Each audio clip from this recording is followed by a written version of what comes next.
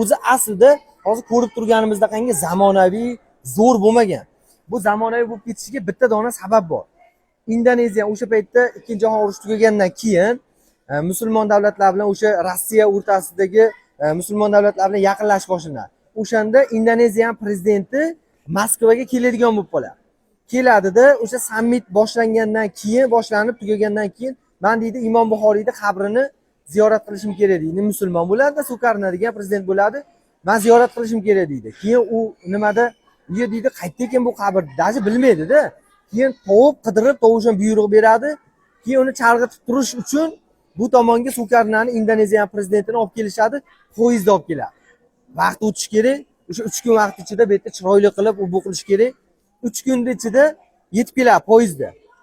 Poyezdda keladi va bu tomonga kelib turib, mana shu Imom Buxoriyning qabrini oldida o'tirib, ertalabgacha duo qilib namoz o'qib chiqadi. Va o'shanda aytadi: "Sizlar deydi, bunaqangi insonni xor qilib qo'yibsizlar" deydi. "Agar ruxsat bersalaring" deydi, mana shu Imom Buxoriyning qabrini oldi qancha qumli, qanchaliknaqangi narsa bo'lsa deydi, men ko'chirib olib ketaman deydi-da, hamma necha kilo chiqsa, men oltin beraman shunga deydi.